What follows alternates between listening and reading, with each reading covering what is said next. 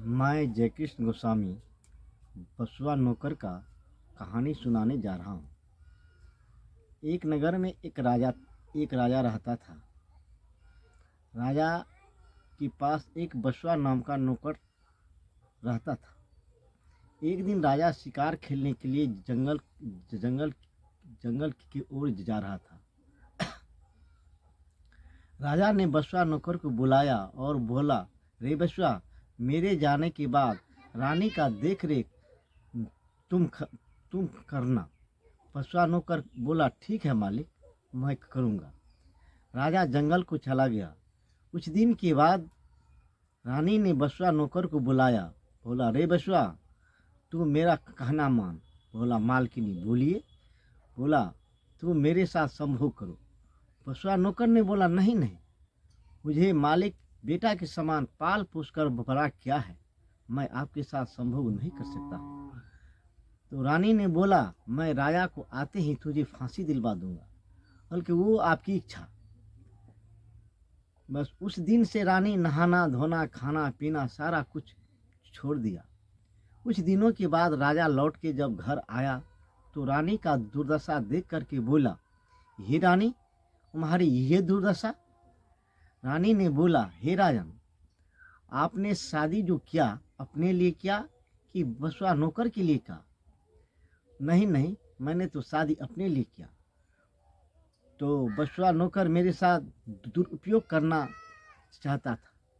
राजा इतना बात को सुन करके अपने म्याम से तलवार निकाला और बसवा नौकर को का सर काट दिया। राजा बहुत प्रतापी और समाजसेवी राजा था। वो सिपाही के भेष में रात में घोड़ा पे चढ़ करके सारे नगर को घूमता था। एक दिन राजा ने घोड़ा पर चढ़ करके सिपाही के ड्रेस में एक जब घूम रहा था तो एक बुढ़िया ने जाता में गेहूं पीस रहा था और कभी रोता था और कभी हंसता था। सिपाही उसके पास रुक गया। बोला, हे बुढ़िया, तुम्हें क्या दिक्कत है जो तूने कभी हंसती है कभी रोती है, ये क्या बात है? बोला, बेटा, ये सब बात तुम नहीं समझो, अगर समझ जाएगा और कहीं बोलेगा तो तू पत्थर हो जाएगा। बुढ़िया ने बोला, सिपाही ने बोला, हे माँ, मुझे राजा का आदेश है, इस राज में अगर किसी को कोई दुख है तो उस दुख का समस्या का हल करना। तो तुम बोलो माँ। बुढ़िया ने बोला, ठीक है सिपाही, मैं बोलता हूँ, लेकिन तू किसी के पास अगर बोल दिया तो तुम पत्थर हो जाओगे। बोला, बोलिए माँ। तो बुढ़िया ने बोला, देखो, राजा शिकार खेलने के लिए गया था। राजा के पास एक बसवा नाम का नौकर रहता था। राजा शिकार खेलने के लिए जब जा रहा था तो बसवा नौकर को बुलाया। बोला, हे बसवा, मेरे जाने के बाद रानी का सारा देख रेख तुम करना। बसवा बोला, ठीक है मालिक। जाने के बाद रानी उसके साथ संभोग करना चाहता था। बसवा बोला, नहीं, राजा ने मुझे बेटा के समान पोस पाल के बड़ा किया है, मैंने आपके साथ संभोग नहीं कर सकता। रानी बोला, मैंने तुझे फांसी दिला दूंगा। बसवा बोला, ठीक है, मुझे आप फांसी दिला दीजिएगा। इतने ही कुछ ही दिनों बाद राजा जब लौट के आया तो राजा बोला, जो हे रानी, तुम्हारी ये दुर्दशा? रानी ने बोला, हे राजा, आपने शादी की अपने लिए कि बसवा नौकर के लिए?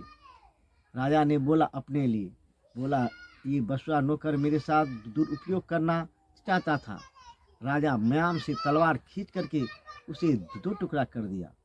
ये सिपाही वही बसवा नौकर राजा के दरवाजे के पास जो कुआं के पास जो बेल है उसमें विशेला सर्प बनकर जन्म लिया है। वो परसों रात में राजा को डसने के लिए जाएगा। ये बेटा, तूने ये बात सुन लिया, अब अगर किसी के पास बोलेगा तो तू पत्थर हो जाएगा। बोला, हे माँ, तो बचने का कोई उपाय है? बोला, हाँ बेटा, बचने का उपाय है। बैरी का सत्कार, अगर राजा चाहे वो दोनों तरफ फूल लगाए और दूध लावा उसे खिलाए तो वो बसुआ नौकर खुश हो जाएगा और राजा का दर्शन नहीं करेगा। बस उसी समय राजा लौट के आया और सुबह होते ही दोनों तरफ फूल लगवाया, जगह जगह पे दूध और लावा का व्यवस्था किया। ठीक रात के 12 बजे बसुआ निकल गया और निकलने के बाद वो जब दूध लावा खाया तो बोला, राजा कितना प्रतापी है जो अभी भी मेरा सेवा करता है। अगर मैं यहाँ से लौट जाता हूँ तो बुढ़िया का बात झूठा हो जाएगा, इसलिए वहाँ तक जाना है। राजा पलंग पे लेट करके जगा हुआ था। जब वो सर्प वहाँ पहुँचा तो राजा ने झट से हाथ निकाल दिया और बोला, ले, मैं इसी हाथ से तुम्हारा वध किया था और तुम इसी में काट ले। वो सर्प वहाँ से लौट करके चला गया। अब रानी पूछने लगा, हे राजा, ये क्या बात था जो आपने दोनों तरफ फूल लगवाए और सर्प यहाँ आया और आप बोले जो इसी हाथ से मैंने तेरा वध किया था तूने इसी हाथ में काट ली। सर्प लौट करके चला गया। राजा ने बोला, हे रानी, ये कहानी अगर मैंने तुझे कह के सुना दिया तो मैंने पत्थर बन जाऊंगा। रानी ने बोला, आप पत्थर बन जाओ या पहाड़ बन जाओ, जो भी बन जाओ, लेकिन ये कहानी मैं सुनूंगा। राजा बोला, ठीक है, सुबह होने दीजिए।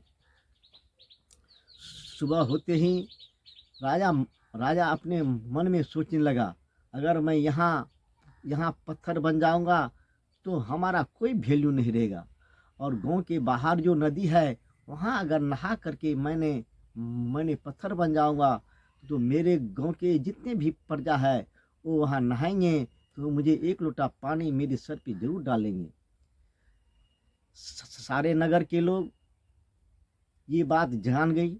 जानने के बाद राजा आगे आगे चलने लगा, उसके पीछे रानी के पीछे सारे नगर के लोग जाने लगा।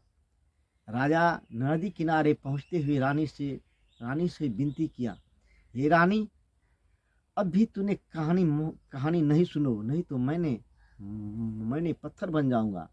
रानी ने एक ही जवाब दिया, आप पत्थर बन जाओ या पहाड़ बन जाओ, ये कहानी हमें सुना दो।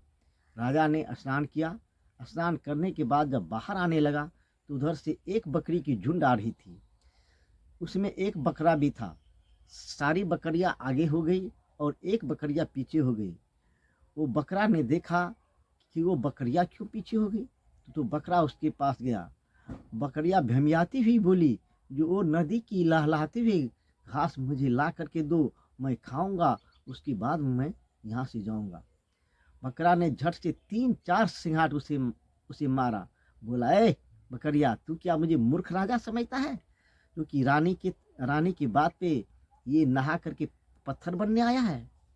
राजा के दिमाग में ये बात सेट हो गया। राजा ने तुरंत सिपाही से ऑर्डर दिया, ए सिपाही, जा मेरे रूम में वो घोड़े की चाबुक रखा है, वो चाबुक ले आ। सिपाही दौड़ता हुआ आया और चाबुक ले करके राजा के पास पहुंचा। राजा के हाथ में चाबुक दिया। बोला, हे रानी, अब कहानी नहीं सुनो, नहीं तो मैं पत्थर बन जाऊंगा। बोला, पत्थर बन जाओ या पहाड़ बन जाओ, ये कहानी मुझे कह के सुना दो। राजा ने चाबुक लिया और रानी को मारने लगा। बोला, हे रानी, अब कहानी शुरू हुआ है। रानी बोला, नहीं राजा, मैं कहानी नहीं सुनूंगा। राजा ने बोला, नहीं रानी, अब कहानी शुरू हुआ है। रानी को मारते चाबुक से उसके बदन पे एक भी कपड़ा नहीं रखा। रानी को मारते मारते बेहोश कर दिया। वहीं रानी को दफन कर दिया।